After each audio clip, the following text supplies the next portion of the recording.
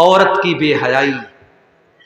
عورت جب بے حیا ہو جائے، جب اس کا کپڑا، اس کی ڈریس، اس کا لباس اس کے جسم کو نمایاں کرنے لگے، ظاہر کرنے لگے، جب وہ کپڑا پہن کر کے نکلے تو مقصد اپنے جسم کی اور اپنے حسن کی نمائش کرنا ہو، ایسی عورت بھی کان کھول کر کے سن لے.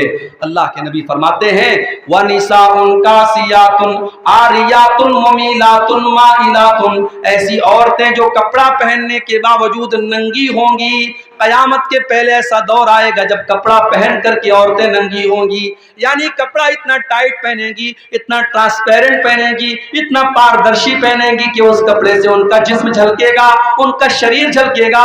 ایسی بے حیا عورتیں، اللہ کے نبی فرماتے ہیں رؤوسہن کاسنمۃ البخت المائلہ، ان کے سر کے اوپر جو ان کے بالوں کا جوڑا ہوگا، جو ہیئر اسٹائل ہوگا، وہ دیکھنے میں بختی اونٹ کے کوہان کی طرح ہوگا. اسی لیے علماء کہتے ہیں کہ عورت کو ایسا جوڑا نہیں باندھنا چاہیے جو اونٹ کے کوہان کی طرح ابھرا ہوا ہو، اسے نارمل اپنا ہیئر اسٹائل رکھنا چاہیے.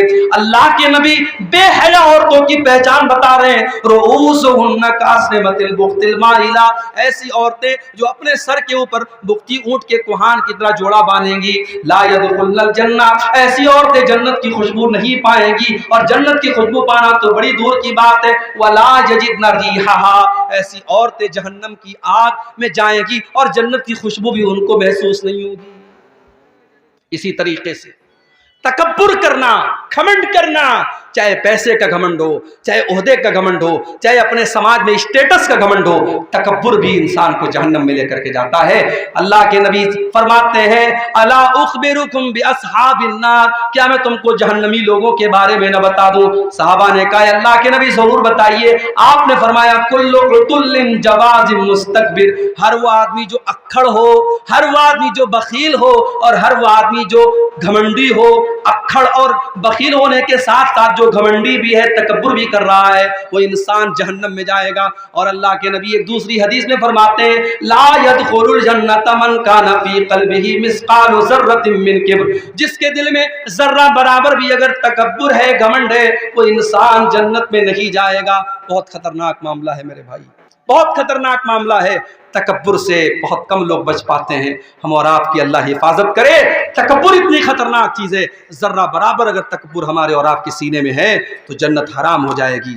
اسی طریقے سے اور آگے بڑھیے، جہنم میں لے کر کے جانے والا ایک اور عمل ہے، اور وہ کسی بوڑھے انسان کا اپنے سر کے اور داڑھی کے بال میں کالا خضاب لگانا.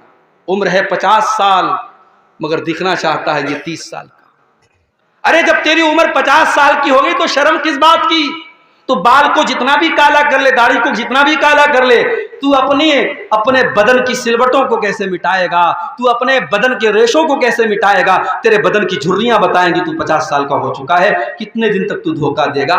اور جو جتنا بھی بہترین ہیئر ڈائی لگا لے اور کلر لگا لے، ایک ہفتے کے بعد، 2 ہفتے کے بعد وہ کالا کلر اترنے ہی والا ہے. اللہ کے نبی فرماتے ہیں یکون فی آخر الزمان، آخری زمانے میں ایسے لوگ آئیں گے یخضبون بالسواد، جو کالے رنگ کا خضاب لگائیں گے، کالے رنگ کی مہندی لگائیں گے، کحواسل الحمام، جیسے کبوتر کے سینے کے پاس کا حصہ کالا ہوتا ہے اور باقی حصہ سفید ہوتا ہے، تو وہ اپنی سفید داڑھی اور سفید بال کو کالا کریں گے. اللہ کے نبی فرماتے ہیں لا یریحون رائحۃ الجنہ، ایسے لوگ جنت کی خوشبو بھی نہیں پا سکتے، جنت کی خوشبو بھی نہیں پا سکتے. میرے پیارے ساتھیوں، ایک بوڑھا انسان سماج میں بوڑھا جب ہوتا ہے تو اللہ کے نبی نے اس بوڑھے کا احترام کرنے کا ہمیں حکم دیا ہے.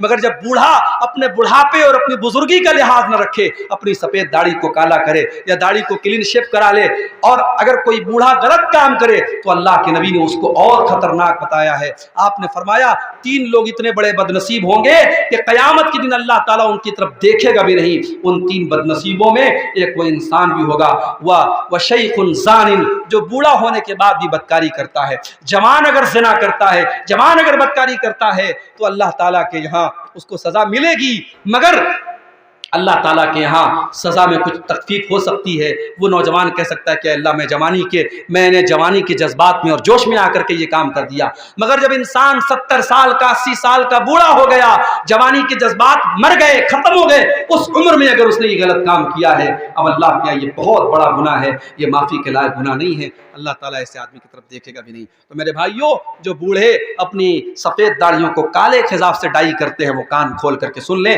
لا یریحون رائحۃ الجنہ، ایسے لوگ جنت کی خوشبو نہیں پا سکتے۔ اب ایک دو باتیں بیان کر کے اور بات ختم کرتا ہوں۔ حرام کمائی کھانے والا بھی جہنم میں جائے گا، حرام کمائی بھی انسان کو جہنم میں لے کر کے جاتی ہے۔ اللہ کے پیارے نبی جناب محمد رسول اللہ صلی اللہ علیہ وسلم فرماتے ہیں کہ کل جسد نبت من سحت، ہر وہ بدن اور جسم جو حرام کمائی سے پلا بڑا ہو، فالنار اولا بہ، وہ جہنم کی آگ میں جائے گا۔ ابھی کرکٹ کا ورلڈ کپ چل رہا ہے، میرے پاس موبائل پہ بھی میسج آ رہا ہے، ڈریم 11 ڈاؤن لوڈ کیجیے، 1 کروڑ روپیہ کمائی ہے۔ 1 کروڑ کا نام سن کے کون اچھل نہیں جائے گا بھائی؟ 1 کروڑ کس کو پسند نہیں ہے؟ اب نوجوان کیا کرتا ہے؟ ایپ کو ڈاؤن لوڈ کرتا ہے۔ افغانستان اور پاکستان کا میچ چل رہا ہے، اب اس ایپ میں اس نے پیسہ لگا دیا 1 لاکھ روپیہ، اس کو لگ رہا تھا یار پاکستان جیت جائے گی، مضبوط ٹیم ہے، افغانستان بالکل کمزور ٹیم ہے، اس نے 1 لاکھ روپیہ لگا دیا، لیکن الٹ پھیر ہو گیا، افغانستان نے پاکستان کو ہرا دیا، اس کا 1 لاکھ ڈوب گیا، پھر اس کو اور 1 لاکھ لاس ہو گیا، مگر اب اس کو لگا کہ اب اگلا میچ ہوگا تو میں اور بڑا پیسہ لگاؤں گا، 2 لاکھ لگاؤں گا تاکہ وہ 1 لاکھ کور بھی ہو جائے اور 1 لاکھ اور مل جائے۔ اس طریقے سے آج آن لائن جوا کھیلا جا رہا ہے اور ہمارا نوجوان اس جوئے کا شکار ہو رہا ہے۔ یاد رکھو میرے بھائی، اگر تاش کے پتوں کے ذریعے جوا کھیلنا حرام ہے، اگر لاٹری حرام ہے، تو آن لائن بھی یہ جوا کے جتنے ایپ آ رہے ہیں یہ سب حرام ہے، اور یہ حرام کمائی اگر تم نے کما بھی لی اور گھر میں لے بھی آئے تو یاد رکھو اس کمائی کے ذریعے تم کبھی آباد نہیں ہو سکتے۔ اللہ کے نبی فرماتے ہیں کل جسد نبت من سحت، ہر وہ بدن جو حرام کمائی سے پرورش پاتا ہے، فالنار اولا بہ، وہ جہنم کی آگ میں جلایا جائے گا۔ اور یہاں پر مجھے وہ حدیث بھی یاد آتی ہے، جس حدیث میں اللہ کے نبی نے فرمایا کہ ایک آدمی لمبا سفر کر کے آتا ہے اور اللہ کی بارگاہ میں ہاتھ اٹھا کے، ہاتھ پھیلا کے دعا کرتا ہے، یا ربی کہہ کے دعا کرتا ہے، اور اتنا لمبا سفر کر کے آیا ہے کہ بال میلے کچیلے ہو گئے ہیں، کپڑے میلے کچیلے ہو گئے ہیں، مگر اللہ کے نبی کہتے ہیں وہ جو کھانا کھا کے آیا ہے حرام کمائی کا ہے، جو پانی پی کے آیا ہے حرام کمائی کا ہے، جو کپڑا پہن کے آیا ہے حرام کمائی کا ہے۔ ایسا انسان جو حرام کھا کے، حرام پی کے اور حرام پہن کے آیا ہے، فَأَنَّا يُسْتَجَابُ لِذَلِكَ، تو اے میرے صحابہ بتاؤ ایسے انسان کی دعا کہاں سے قبول ہوگی؟ میرے پیارے ساتھیوں، آج ہم رو رو کے دعا کر رہے ہیں کہ اے اللہ فلسطینیوں کی مدد فرما، فلسطینیوں کی مدد فرما۔ چھوٹے چھوٹے بچوں کی لاشوں کی فوٹو آ رہے ہیں، ہمیں دیکھ کر کے تکلیف ہو رہی ہے، ہم دعا کر رہے ہیں مگر اللہ کی طرف سے کوئی مدد نہیں آ رہی۔ کیوں؟ کیونکہ آج ہمارا ٹارگٹ پیسہ کمانا ہے، حلال کی پرواہ نہیں، حرام کی پرواہ نہیں، ہمارا ایک ہی ٹارگٹ ہے، پیسہ کمانا ہے، جس طریقے سے بھی پیسہ آئے ہمیں کمانا ہے۔ اللہ کے نبی فرماتے ہیں یاتی علی الناس زمان، قیامت کے پہلے وہ دور بھی آئے گا، لا یبال المرء من این اخذ المال، انسان پرواہ نہیں کرے گا کہ مال حلال طریقے سے کما رہا ہے یا حرام طریقے سے کما رہا ہے۔ اسی طریقے سے میرے بھائیوں، جہنم میں لے کر کے جانے والی ایک اور چیز ہے، اور وہ ہے اپنے مسلمان بھائی کا حق مارنا۔ اللہ کے نبی نے فرمایا من اقتطع حق امرئ مسلم، جس نے کسی مسلمان کا حق مارا، وہ کان کھول کر کے سن لے، اس نے جہنم کا ایک ٹکڑا خرید لیا، اس نے جہنم کا ایک ٹکڑا لے لیا۔ اور اللہ کے نبی ایک دوسری حدیث میں فرماتے ہیں میں ایک انسان ہوں، مجھ سے غلطی ہو سکتی ہے، میرے پاس زمین و جائیداد کا لوگ کیس لے کے آتے ہیں، ایسا ہو سکتا ہے کسی کی چکنی چپڑی بات سن کر کے میں اس کے حق میں فیصلہ کر دوں، وہ زمین اس کی نہیں تھی، وہ جائیداد اس کی نہیں تھی، میں نے غلط فیصلہ کر دیا، جس کا حق نہیں تھا اس کو دے دیا، مگر اگر ایسا ہو گیا تو کان کھول کر کے سن لو، فَإِنَّمَا أَقْتَلُهُ قِطْعَةً مِّنَ النَّارِ، میں زمین کا ٹکڑا نہیں دے رہا ہوں، جہنم کا ٹکڑا دے رہا ہوں۔ میرے پیارے ساتھیوں، ابھی آپ نے نظم سنی کہ یہ زندگی ایک کرائے کا گھر ہے، ایک نہ ایک دن بدلنا پڑے گا۔ یہ زندگی کرائے کا گھر ہے میرے بھائی، یہاں ہمیشہ نہیں رہنا ہے، ایک دن مرنا ہے اور سارا دھن دولت، زمین جائیداد، بینک بیلنس، جویلری، یہ سب چھوڑ کے جانا ہے۔ جو حرام طریقے سے آپ نے دوسروں کی زمین ہتھیائی ہے، کتنے دن اس زمین کا فائدہ اٹھاؤ گے بھائی؟